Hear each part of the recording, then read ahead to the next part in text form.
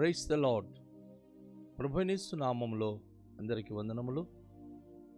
యేసయ్య మాటను ఈ కార్యక్రమాన్ని వీక్షించడానికి ప్రేమతో మిమ్మను ఆహ్వానిస్తున్నాను.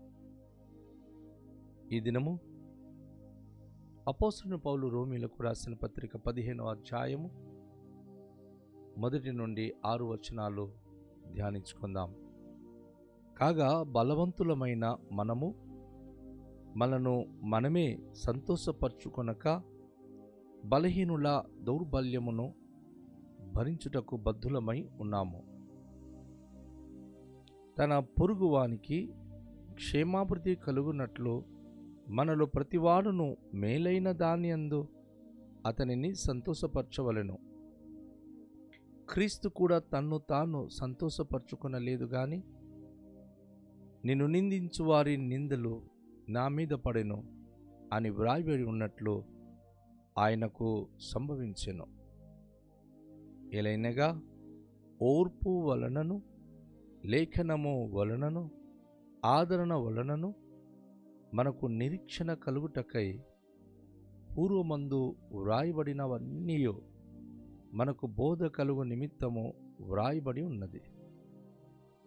మీరేక భావము గలవారై ఏకగ్రీవముగా మన ప్రభు అయిన యేసుక్రీస్తు తండ్రియగు దేవుని మహిమపరచు నిమిత్తమును యేసుక్రీస్తు చిత్త ప్రకారము ఒకనితోనొకడు మనసు కలిసిన వారే ఉన్నట్లు ఓర్పునకును ఆదరణకును కర్తయగు దేవుడు మీకు అనుగ్రహించును గాక.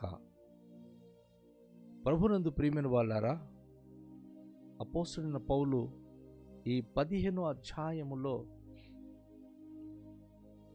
విశ్వాసులను ఎంకరేజ్ చేస్తూ ఇంకా అద్భుతమైన మాటను ఆయన మనకు వివరిస్తున్నాడు. మనము బలవంతులము అనే పదం వాడుతున్నాడు. విశ్వాసములో బలవంతులైనటువంటి మనను మనమే సంతోషపరచుకొనొద్దు, కానీ బలహీనులైన దౌర్బల్యములను భరించుటకు బద్ధులమై ఉన్నాము. మన చుట్టూ ఉన్నటువంటి సహోదరులను చూడాలి. ఎంతమంది ఏ విషయంలో బలహీనత కలిగి ఉన్నారు.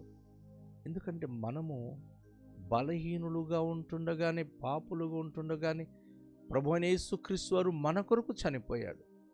ఎస్, మీ అమ్మ నాన్న, అన్నదమ్ములు, అక్క చెల్లెలు, మీ స్నేహితులు ఎంతమంది ఉన్నా ఏ విషయంలో అయితే వారు బలహీనం కలిగి ఉన్నారో వారి దౌర్బల్యమును భరించాలి, వారిని గెలవాలి. మనం బలవంతులముగా ఉన్నాం కాబట్టి మనమటు మన సంతోషంగా ఉంటే చాలు అని ఎప్పుడు అలాంటి భావన పెట్టుకోవద్దు. కానీ ఎవరైతే మన స్నేహితులుగా ఉన్నారో, మన సహోదరులుగా ఉన్నారో, ఎవరైతే బలహీనతతో ఉన్నారో అట్టి వారికి మనము ఖచ్చితంగా సహాయపడేవారుగాను వారిని భరించువారుగాను ఉండాలని అపోస్తలుడు పౌలు ప్రతి ఒక్క క్రైస్తవ సహోదరులకు ఆయన ప్రోత్సహించి మాటను తెలియజేస్తూ ఉన్నాడు. ఇక మనం గమనించాలి, తన పొరుగువానికి క్షేమాభివృద్ధి కలుగునట్లు మనలో ప్రతివాడును మేలైన దానియందే అతనిని సంతోషపరచవలెను. ప్రభు మనకిచ్చిన ఆజ్ఞల్లో నిన్ను వలిని పొరుగువానికి ప్రేమించు అన్నాడు కదా.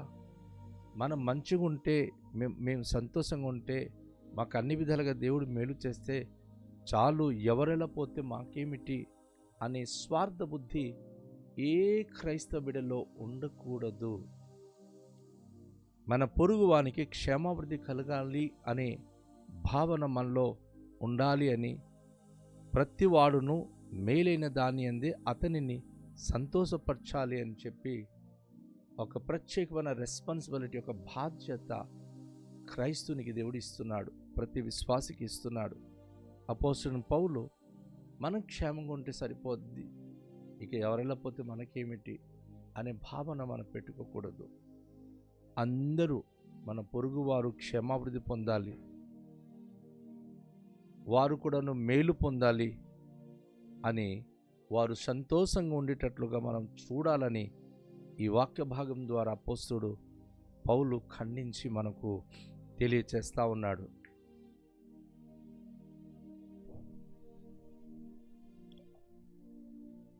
క్రీస్తు కూడా తన్ను తాను సంతోషపరచుకొనలేదు గాని నిన్ను నిందించు వారి నిందలు నా మీద పడెను అని వ్రాయబడి ఉన్నట్లు ఆయనకు సంభవించెను.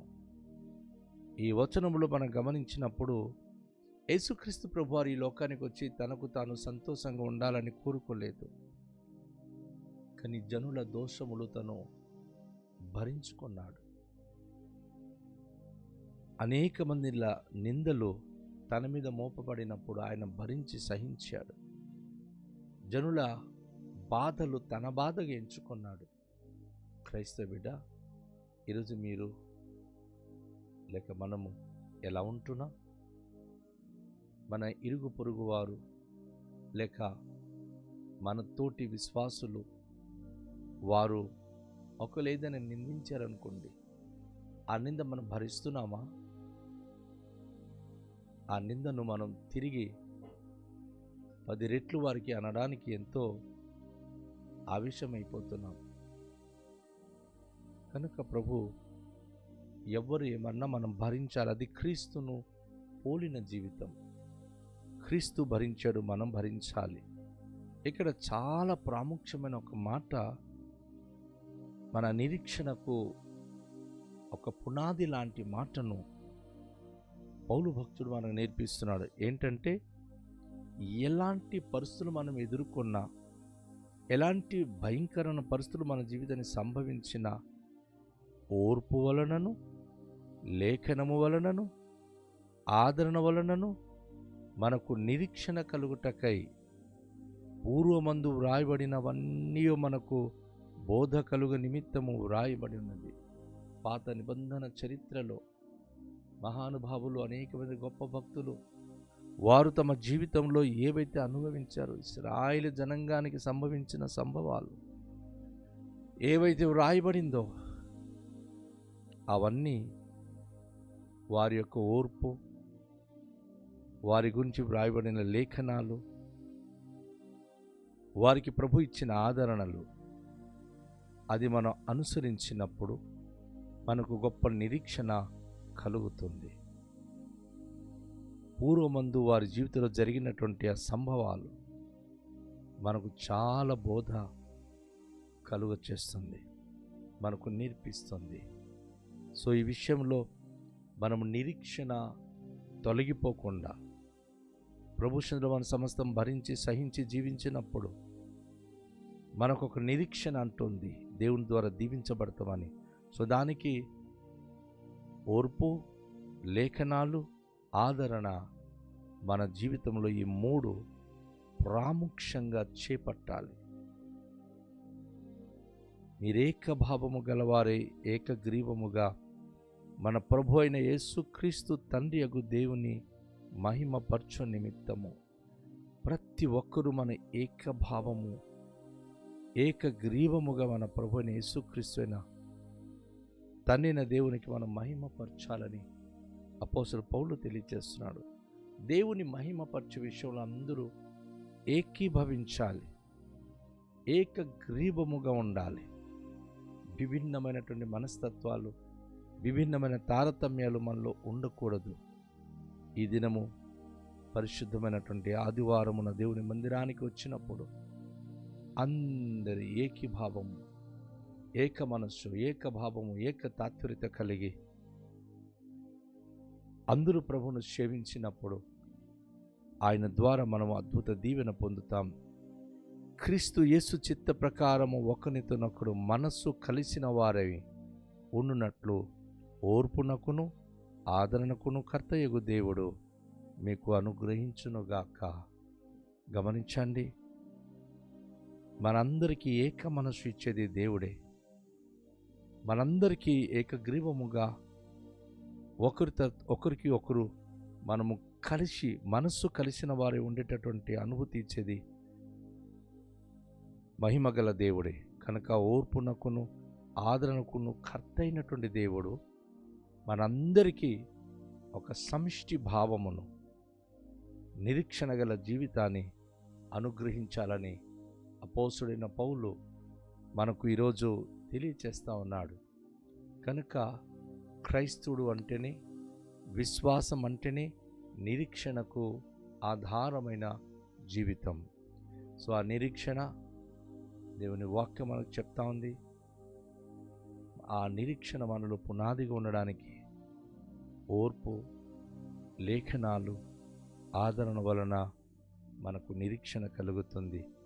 అయితే వీటన్నిటికీ మూలాధారమైన ఓర్పునకును ఆదరణకు కర్తైన దేవుడు, ఆయనే మనకు అట్టి నిరీక్షణ అనుగ్రహిస్తాడు.